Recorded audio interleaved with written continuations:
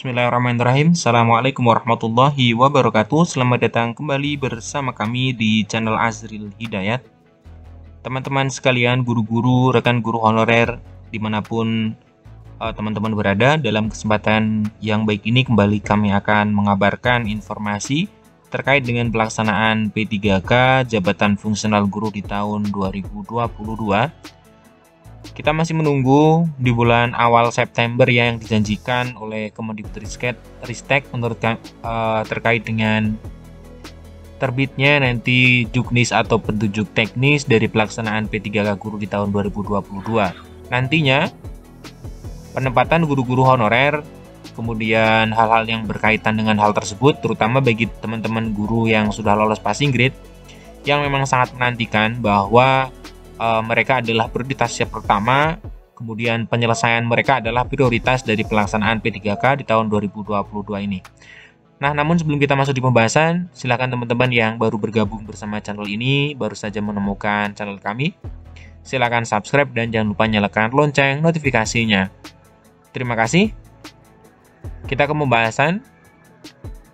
Nah, untuk informasi yang pertama kami akan sampaikan berkaitan dengan banyaknya pertanyaan ya dari teman-teman bahwa bagaimana kemudian nanti pelaksanaan atau penempatannya, apakah ada pergeseran atau tidak. Ini kami dapatkan informasi ya dari sebuah berita yang dimana berita ini dimuat di salah satu portal online ya. Di sini hasil pertemuan dengan Kabid GTK ya. Kabid GTK. Kita akan bacakan beberapa poin pentingnya. Yang pertama adalah teman-teman perlu pahami bahwa tidak ada pergeseran formasi. Bagaimana maksudnya? Jadi penempatan yang aman adalah di sekolah induk karena tidak mungkin tergeser. Sedangkan yang di tempat sekolah bukan induk sifatnya belum final. Nah, maksudnya di sini adalah terkait dengan file Excel yang beredar tentang data simulasi penempatan.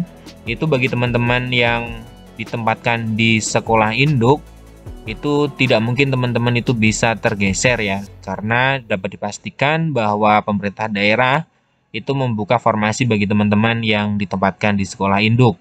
Di sekolah induknya terdapat formasi, sedangkan yang ditempatkan di sekolah bukan induk sifatnya adalah belum final ya.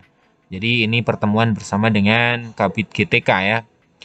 Nah, kemudian berdasarkan PAN RB tidak ada geser-menggeser. Jadi ini perlu dipahami bagi teman-teman bahwa tidak ada geser-menggeser. Kecuali tidak ada GTT induk yang PG di formasi tersebut dan jumlah kebutuhannya banyak melebihi GTT induk yang PG dan linear dengan formasi tersebut. Artinya ketika di sekolah itu tidak ada GTT induk yang PG, maka dan jumlah kebutuhannya banyak melebihi GTT induk yang PG dan linear dengan formasi tersebut. Jadi tidak ada geser-menggeser kecuali memang di situ ada guru GTT yang belum PG ya. Nah, kemudian penempatan P3K ya. Permasalahan penempatan yang di luar kabupaten atau provinsi juga terjadi di kabupaten lain. Jadi ini sudah menjadi isu nasional. Nah, ini maksudnya adalah karena pemerintah itu sudah menjanjikan akan ada penempatan pemberian formasi, semua diselesaikan untuk guru honorer yang sudah lolos passing grade. Maksudnya di sini adalah permasalahan penempatan di luar provinsi atau kabupaten itu menjadi masalah nasional dan ini belum ada kepastiannya, belum ada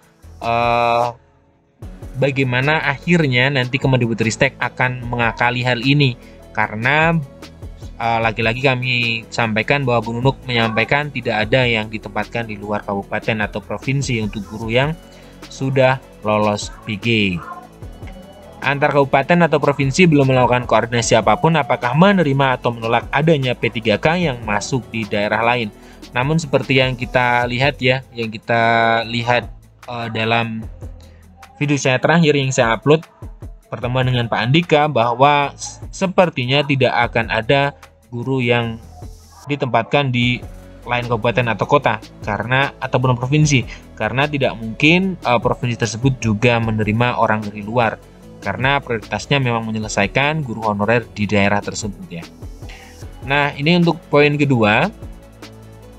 Kemudian ada poin lagi di sini disebutkan guru yang lulus PG lebih terperinci bahwa di sini PGRI ya berusaha melakukan koordinasi untuk menyelesaikan permasalahan P3K. Sebenarnya pemerintah mudah mengangkat 193.000 guru lulus PG pada P3K 2021. Apalagi maksud di sini adalah sebenarnya mudah ya, tergantung dari sebenarnya apa sih yang menjadi latar belakang ataupun penyebab sulitnya pemerintah itu memetakan guru yang sudah lolos PG untuk menempati formasinya. Nah, berkaitan dengan hal tersebut sebenarnya adalah kunci utama di sini disebutkan ya, kunci utama rekrutmen honorer dan pengangkatan menjadi pegawai ASN adalah ketersediaan formasi. Lagi-lagi ketersediaan formasi ini menjadi kunci utama dari penyelesaian honorer. Nah, ketika Pemdanya itu mengajukan atau usulan formasinya itu tidak kemudian berdasarkan guru yang sudah lolos PG di sana atau bahkan kurang, maka sebenarnya itu tidak bisa ya untuk itu menjadi masalah utama. Tidak bisa mengakomodir guru yang sudah lolos passing grade ketika harus ditempatkan di sekolah induk atau di dalam satu wilayah kewenangan. Nah, ini Kemendikbudristek dikabarkan akan mengangkat guru honorer yang ada di sekolah induk sebagaimana harapan memprioritaskan guru honorer. Ya, ini memang sebenarnya komitmen dari Kemendikbudristek. Nah, bagi seluruh honorer harus memahami bahwa kemungkinan ditempatkan di sekolah induk masing-masing itu apabila sekolah masih terdapat formasi di sana. Seperti yang saya sebutkan di awal, teman-teman bisa masuk di formasi induk di sekolah induk jika di formasi sekolah induk itu ada. Maksudnya sekolah induk masih ada formasi yang dibutuhkan sehingga honorer bisa masuk dan mengisi ke sekolah tersebut. Namun, apabila sekolah induk ternyata tidak ada formasinya, maka honorer akan ditempatkan di sekolah yang membutuhkan atau yang masih terdapat formasi kosong untuk ditempati. Kemudian dengan ketentuan sekolah tersebut diutamakan yang jaraknya lebih dekat dengan domisili guru honorer, harapannya tidak memberatkan guru honorer. Ini juga sesuai dengan pernyataan Bu Nurul ya, memang akan ditempatkan di dalam suatu instansi. Kemudian ini tentunya teman-teman ya sesuai dengan Permenpan 20 tahun 2022 ya ini. Ketika tidak ada formasi di sekolah induk ya maka melamar di sekolah yang masih membuka formasi. Nah, ini adalah informasi tentang beberapa hal penting ya yang menjadi pertanyaan beberapa teman-teman terkait dengan hal tersebut, terkait dengan apakah ada geser menggeser, kemudian apakah bagaimana nantinya untuk guru yang sekolah induk, kemudian ketika tidak ada formasi di sekolah induk akan ditempatkan apa hal terkait dengan pelaksanaan P3K tahun 2022 ya tentang penempatan.